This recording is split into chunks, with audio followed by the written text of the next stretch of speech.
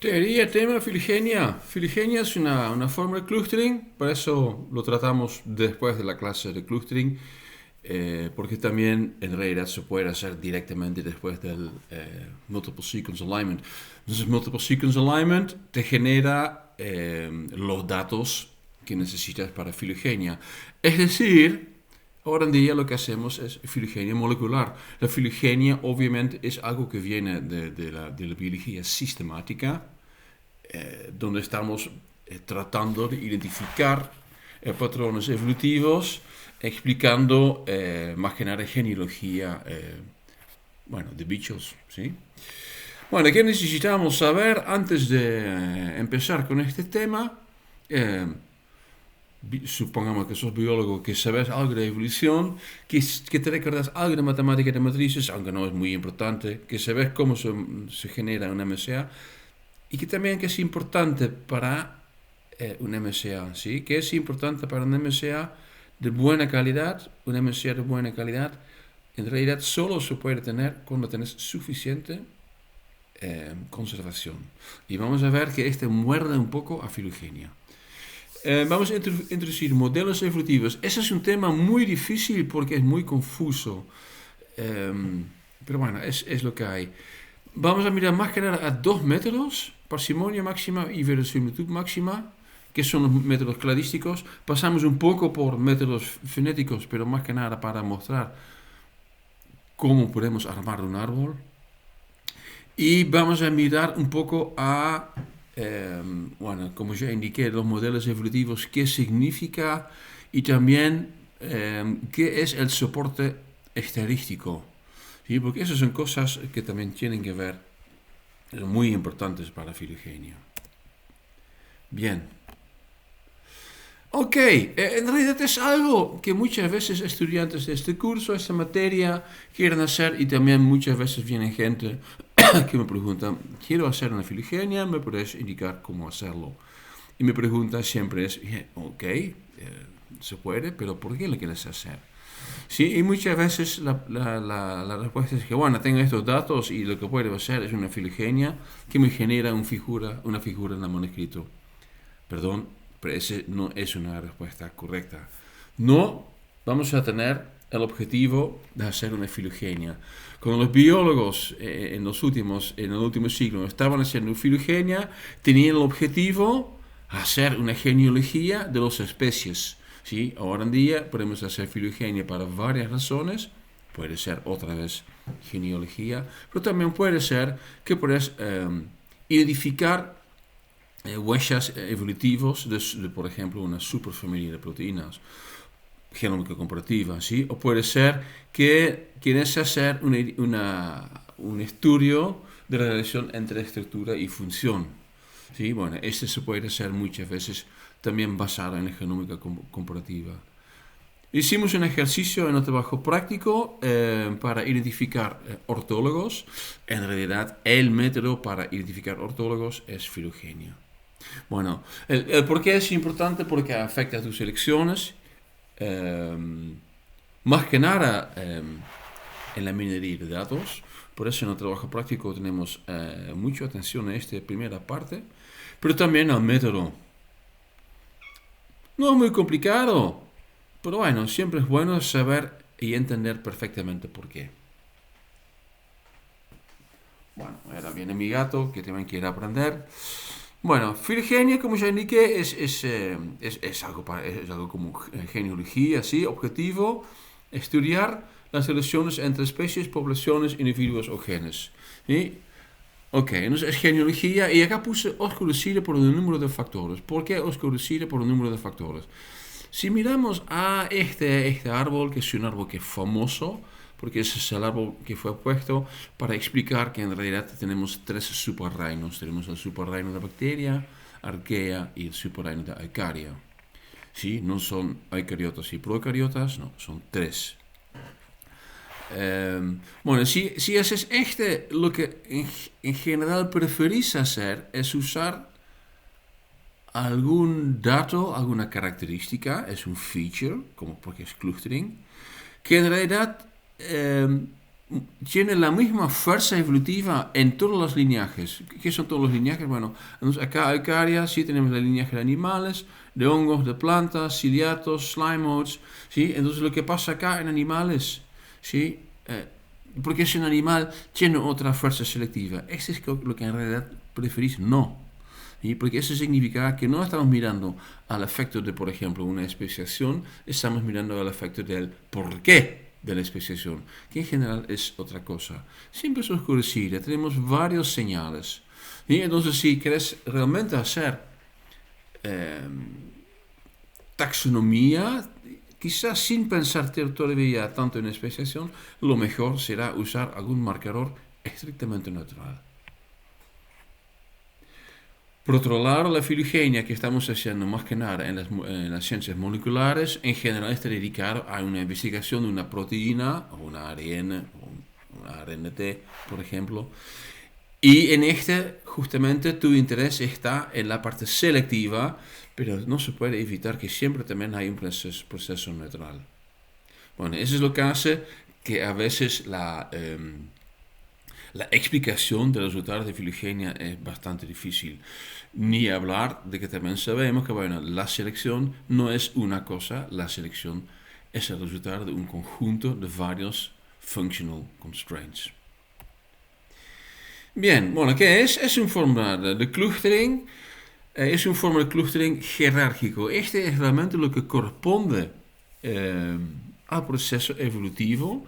¿Qué es el proceso evolutivo? El proceso evolutivo es algo que es constante, que va lenta, pero en algún punto resulta en, por ejemplo, una subpoblación o una subpoblación que está bien separada de otra subpoblación, por lo cual vamos a tener una especie. ¿Sí? Entonces, tiene estos puntos que puedes decir, bueno, eso es como una pausa o, bueno, un nodo. ¿Sí? Eso se ve como el nodo en el árbol. ¿Sí? Desde este nodo, puedes decir, bueno, desde este punto, todo lo que va a pasar desde este punto es independiente de lo que pasó anteriormente. Bueno, por eso también la evolución, aunque es un proceso gradual, también es un proceso jerárquico. También corresponde a nuestra idea sistemática, si por ejemplo, que estamos usando para la clasificación de bichos, porque eso también es súper jerárquico. Es algo que realmente cierra bien desde una parte, podemos decir, intuitivo.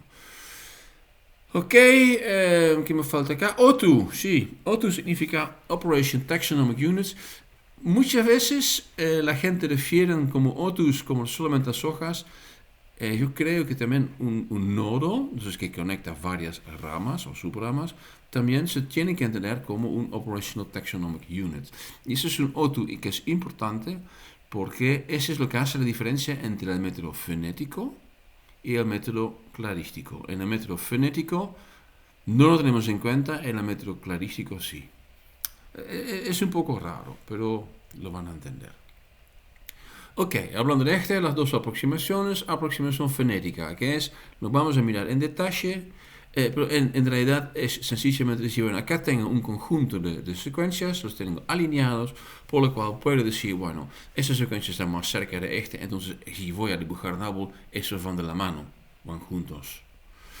No estás pensando en que quizás pasó algo adicional con un otro, que es un nodo, aunque lo vas a dibujar, por el cálculo lo estás ignorando, donde en la aproximación cladística estás considerando lo que se llama los pathways de evolución. Entonces sí, acá es importante también la existencia de nodos. Bien, ok, algunas reglas que son bastante simples, que luego se puede olvidar, es más que nada para mostrar si todo está bien. Y bueno, para solamente indicar una cosa, y que es que el primer método que vamos a tratar, que se llama el UPGMA, que nunca la usamos. Ok, de distancia entre A y B debería ser mayor o igual a 0. Me parece que es simple, es lógico. La distancia A a B es igual a la distancia de B a A, esto también me parece que es simple. Y luego tenemos D a C, debería ser menor que D a B más D b C. Bueno, ese quizás sea un poco más complicado. Acá tenemos un arbolito súper simple, donde tenemos A, B y C. Y acá dice la regla, la distancia entre A y C es 2 más 1 más 3. Debería ser menor que la suma de la distancia AB y la distancia BC. Distancia AB acá está en 4 y la distancia BC está en 2 más 1 más 3 es 6.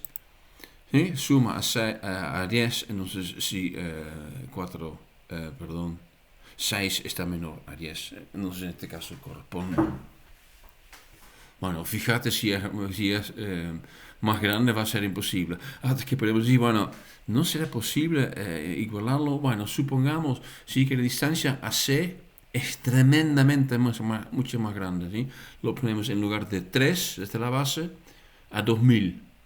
Bueno, eso significa que la suma en 3 va a ser la distancia entre A y C, que va a ser en 2003, será menor que 4 más 2003. Entonces sigue siendo válido y acá lo que estamos haciendo es generando una función límite donde al final, si es igual, la única forma que le podemos pensar mirando a este arbolito dibujado será si C se encuentra en la misma línea que B o en la misma línea de A.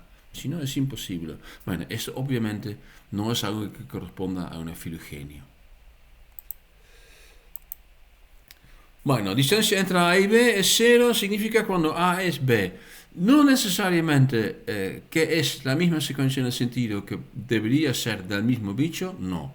Debería ser sencillamente la misma secuencia. Entonces, si tenemos una secuencia que compartimos 100% con chimpancé, A es B, sencillamente que la fuente es diferente. ¿Okay? Estamos comparando las secuencias. Bueno, ahí viene la regla número 5. La distancia entre A y C debería ser menor o igual al máximo de las distancias entre A y B y la distancia entre B y C. Ese sí es un poquito más raro. Eso solamente lo que significa es importante para árboles ultramétricos. Y este sí es importante para entender por qué nunca vamos a usar UPGMA. ¿Qué es un árbol ultramétrico? Ese es un ejemplo de un árbol ultramétrico. Bueno, ¿qué significa? ¿O qué es lo que hace que es ultramétrico? Acá la distancia, acá tenemos el nodo que podemos nombrar AB. La tasa evolutiva que tenía A desde la bifurcación de A y B es mucho menor que la tasa evolutiva de B desde la bifurcación AB.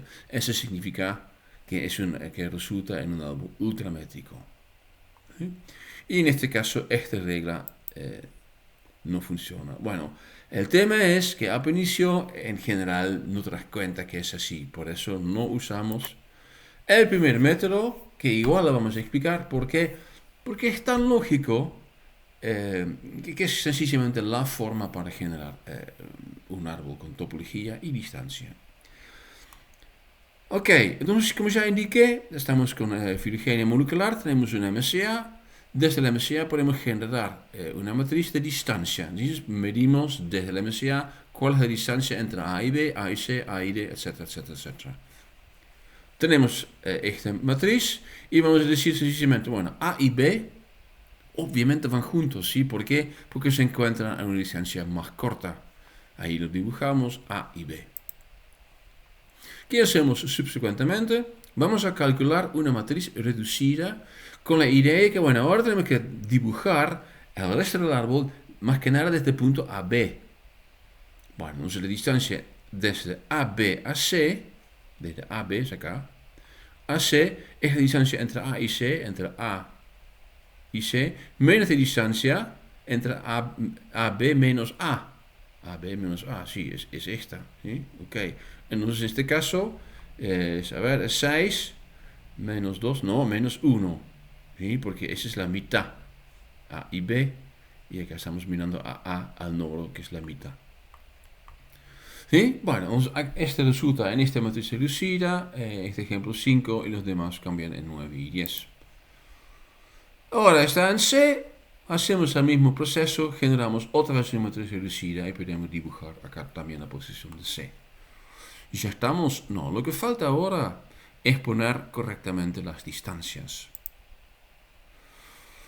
Bueno, este árbol sí es ultramétrico. ¿Sí? tiene distancias, pero todas las distancias terminan en la misma posición, es ultramétrico. Entonces, no hay ni una entidad, ni un nodo que muestra una tasa evolutiva más alta. Por lo cual, sencillamente es cuestión de dividir, pero hay que dividirlo de una forma inteligente.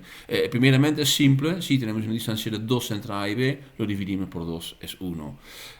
Y acá, bueno, desde A a B es 1 a A. Entonces lo que tenemos que hacer es decir, bueno, para generar las ramas correctamente, lo que voy a tener es que acá tengo la distancia de 5 y no lo puedo dividir, no, tengo que decir es más 1 y menos 1 dividido por 2. ¿Sí? 5 más menos 1 por 2. 5 menos 1 es 4 dividido por 2 es 2 y más 1 es 6 dividido por 2 es 3. ¿Sí? Bueno, con este cálculo simple vamos a tener las distancias.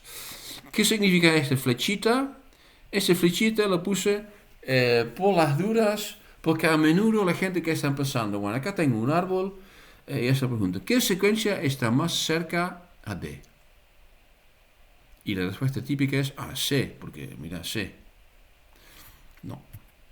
Fíjate en la matriz, D, ¿sí?, está a 10 de A, D está a 10 de B y D está a 10 de C. Entonces las distancias de D a las tres otras secuencias es igual.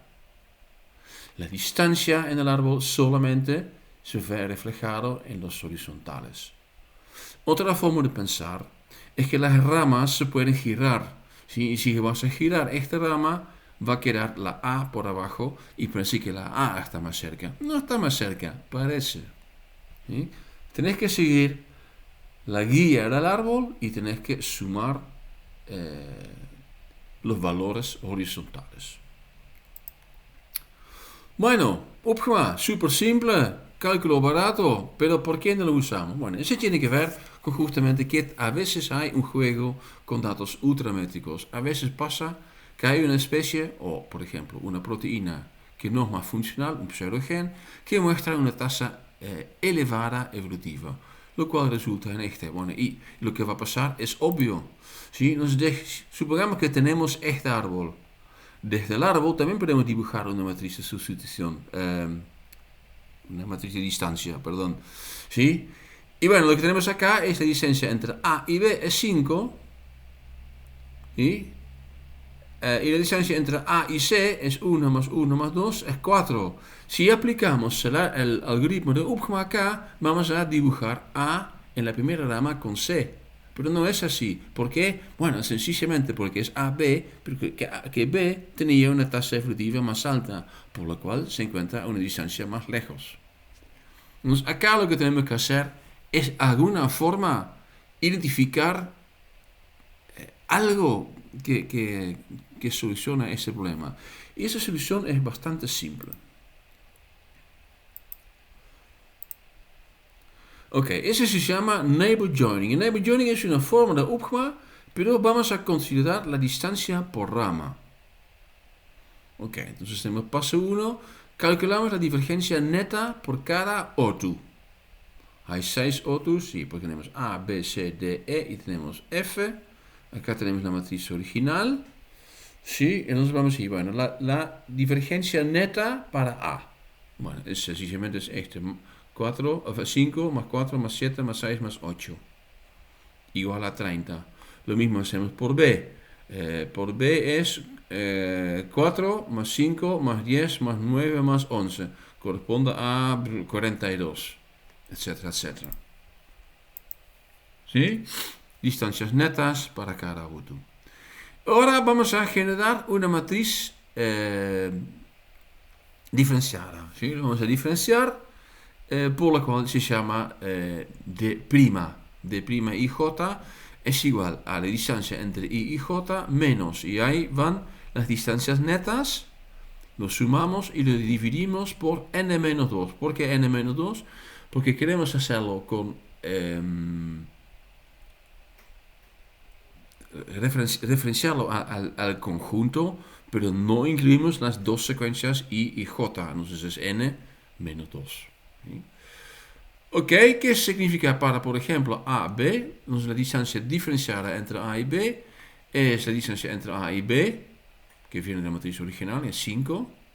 Más las distancias netas, sumamos 30 más 42, 72, dividido por 6 menos 2 es 4. ¿Sí? 72 dividido por 4 es, bueno, al final quiero a menos 13. Bueno, paso 3, y eso es un poco diferente, elegir la distancia más pequeña. Y acá lo que vamos a elegir no es el más pequeño en una forma matemática, no, vamos a decir, bueno, menos 3 es menor que 0. ¿Sí? Y aplicamos la idea de Upgma. Matriz transformada. Podemos empezar con A y B, podemos empezar también con D y E, va a generar el mismo árbol. Luego, ¿qué hacemos? Vamos a generar una matriz reducida, vamos a generar una matriz transformada nuevo y repetimos el proceso hasta que terminamos. Y ahí sí vamos a tener el árbol exactamente como lo queremos tener. Bueno, ahora saben, Upgma es súper lógico, es el proceso que vas a seguir intuitivamente, pero dado que hay algunas veces tenemos datos que no corresponden al árbol ultramétrico, va a fallar y que aquí usamos un método que es un poco normalizado y se llama neighbor joining. Bastante simple, aunque tiene un costo computacional de 2 o 3 veces más caro. Ok, aquí está el primer paso, etcétera, etcétera. Bueno, esos son los métodos fonéticos. ¿Cuáles son las ventajas? Es súper rápido. En otras palabras, tiene un costo computacional muy bajo. Y eso es lo que se puede usar si tienes grandes cantidades de secuencias. Ojo, ahora en día cualquier compu ya tiene tanto poder computacional es que casi nunca la usamos más. Lo usamos más que nada como una heurística para luego generar otro árbol.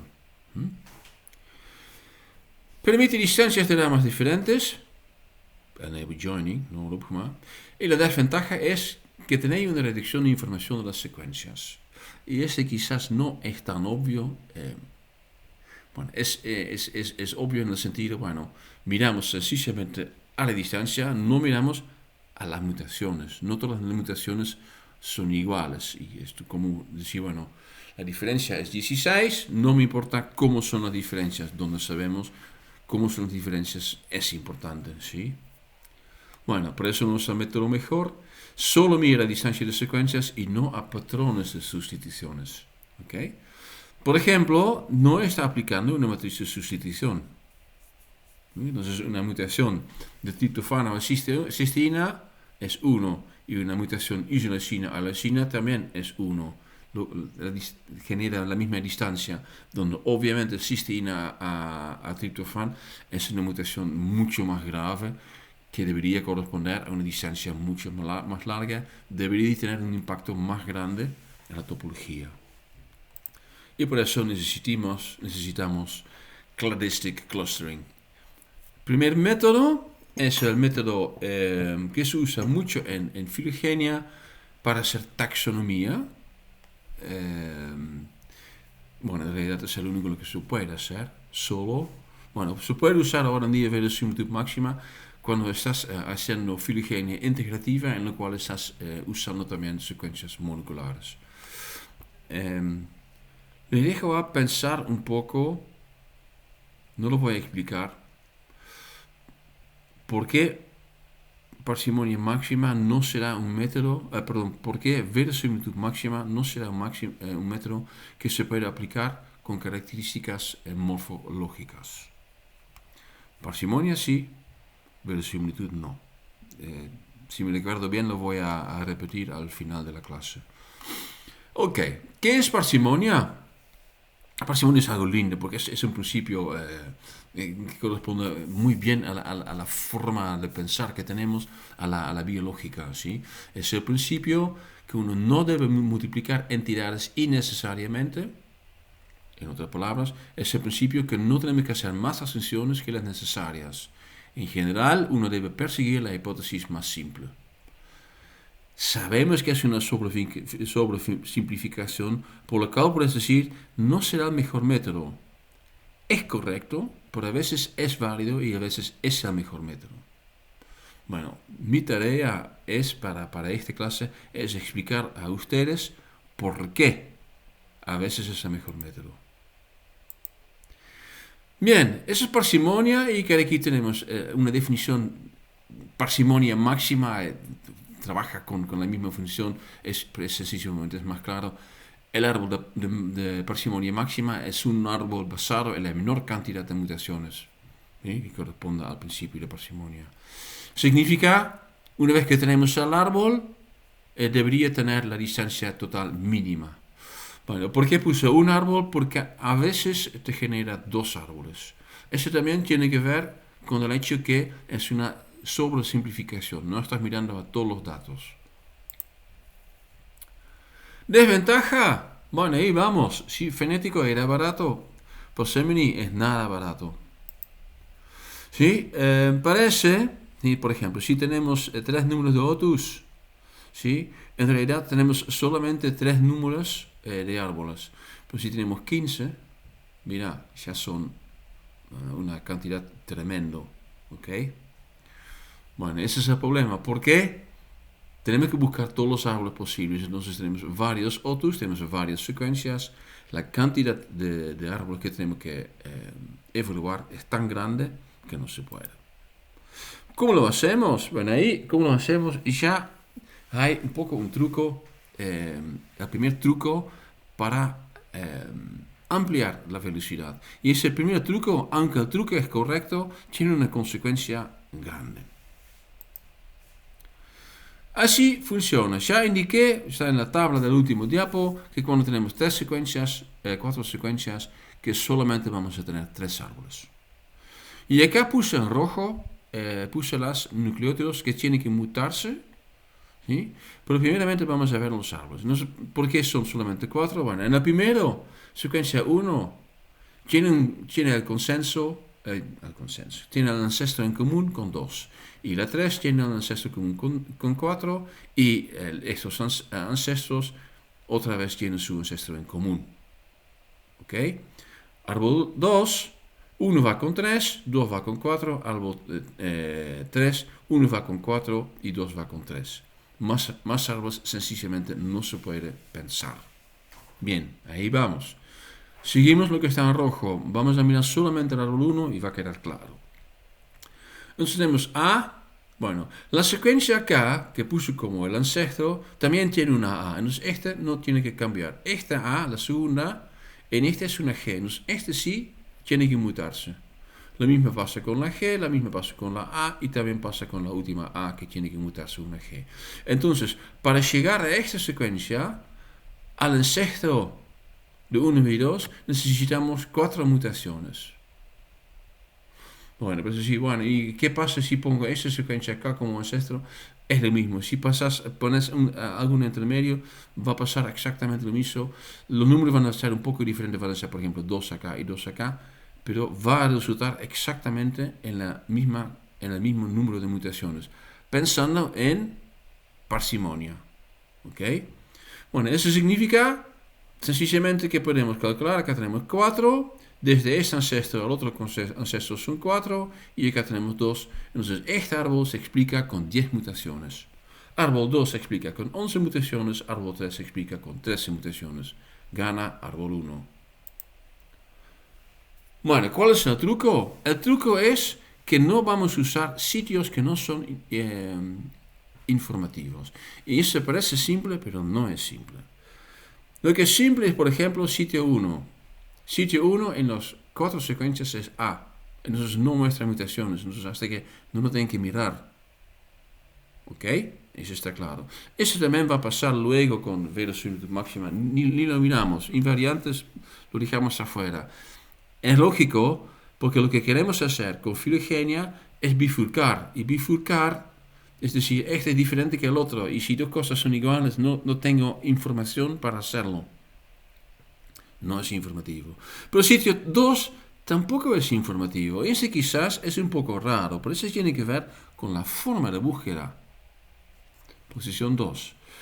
En árbol 1 tenemos una mutación de posición 2. Esta A de secuencia 1 cambia a una G en ese ancestro. Este G a G, este G a G, este G a G, este G a G. Entonces acá tenemos una mutación. Vamos al segundo. Acá tenemos una A que va a G. GG, GG, GG, GG. Árbol 3, A va a G, G va a G, G va a G, G va a G, G va a G. Entonces acá tampoco hay diferencias. Las tres topologías requieren una mutación, por lo cual ese sitio no es informativo, porque lo que quiero saber es una diferencia. ¿Dónde hay una diferencia? Bueno, por ejemplo, en árbol 5, en sitio 5. Sitio 5, 1, 2, 3, 4, 5, esta G. Este no muta, acá sí. Acá hay 1, a ver, acá 5, no cambia. 5 no cambia, no cambia. Entonces el primero hay 1. Ok. Vamos en el segundo árbol. En el segundo árbol, sí vamos a tener una mutación acá, porque acá G es la misma acá, G, solamente que acá está rojo, ¿por qué? Porque el ancestro es diferente. ¿Sí? Entonces A, G, y acá tenemos una A. Bueno, acá tenemos en posición una mutación, pero acá también. Y es lógico, porque esta secuencia corresponde más a 2. Entonces, más parsimonio será decir, bueno, 1 va de la mano con 2. Corresponde este arriba de este. Entonces, esa es la forma para identificarlos. Que significa que el sitio 5 sí es informativo. Bueno, ¿por qué no dibujo directamente? Bueno, porque lo que se hace, lo que es filogenia, siempre es el árbol en base de varias características, donde en un alineamiento de múltiples secuencias, cada columna es una característica.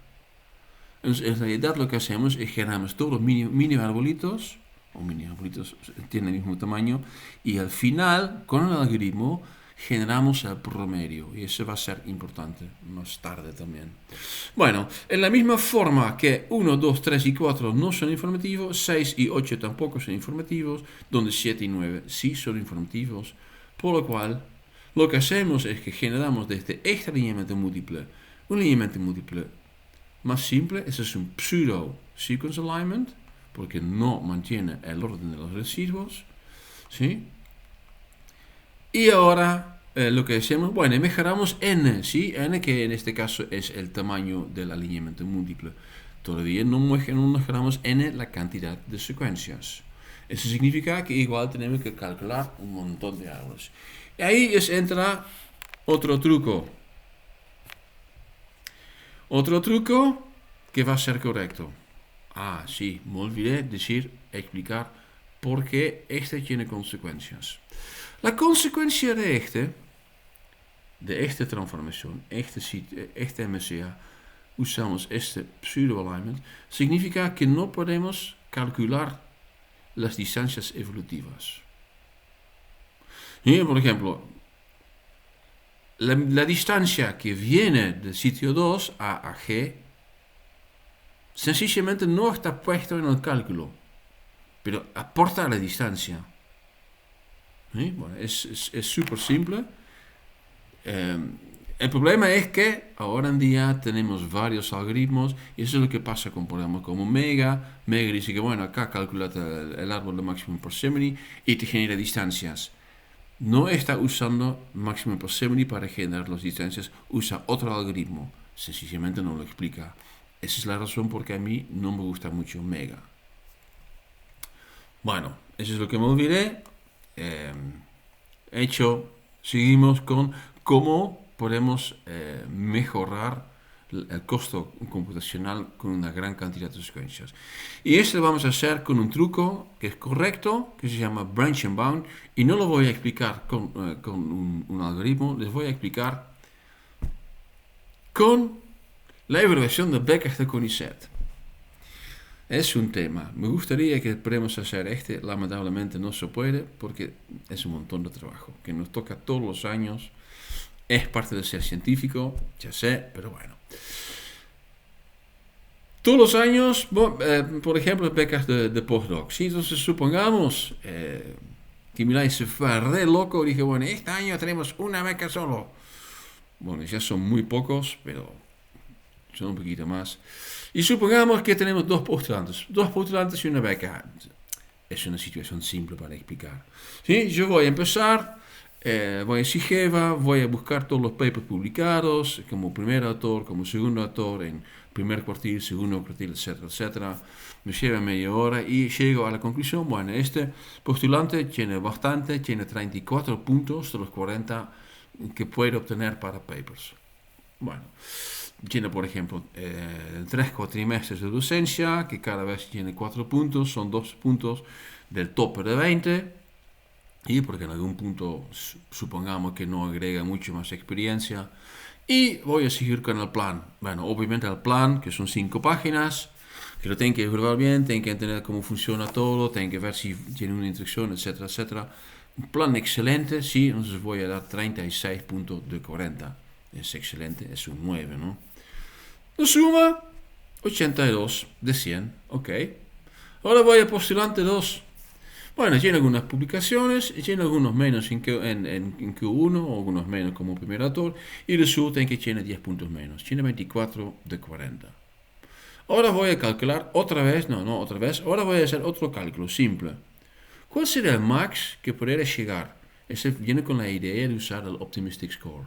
Bueno, es 100 menos 16 es igual a 84, que está mayor que 82. 82 es la suma que tenía postulante 1. Entonces, hasta ahora, aunque postulante 2 tiene menos papers, podría obtener un score mayor que postulante 1. En docencia también tiene bastante, tiene 17 puntos, pierde 3 puntos, 17 de 20, 84 menos 3 es igual a 81, y ese sí es menor que 82. Entonces, aunque podría tener un plan perfecto de 40 puntos, nunca va a llegar a un puntaje igual o más alto que postulante 1. No es necesario evaluar el plan. Bueno, este se llama Branch and Bound. ¿Ok? Bueno, entonces tenemos esta idea de usar los sitios informativos, tenemos el Branch and Bound, pero todavía nos falta costo computacional. Bueno, lo que voy a explicar ahora no es muy importante, más que nada porque en el uso de los algoritmos no es más necesario usarlos. Como 10-15 años pasados, por ejemplo, había el paquete Philip,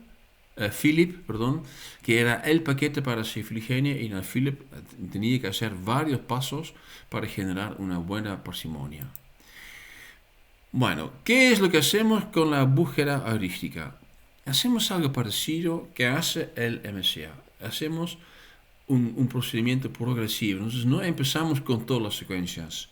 Vamos a decir, bueno, vamos a empezar con solamente una parte y vamos a generar un árbol. Y ahí vamos agregando.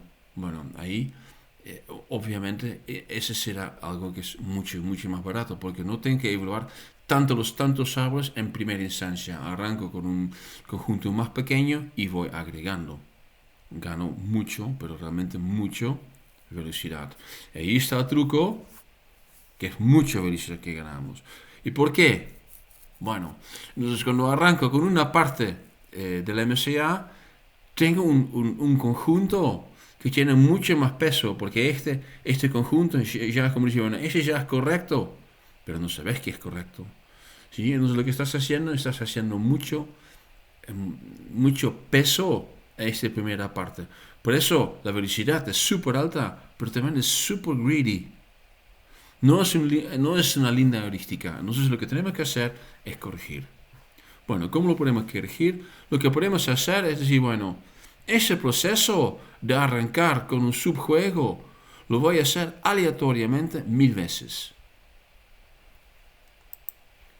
Bueno, ese se llama jumbles. ¿Sí?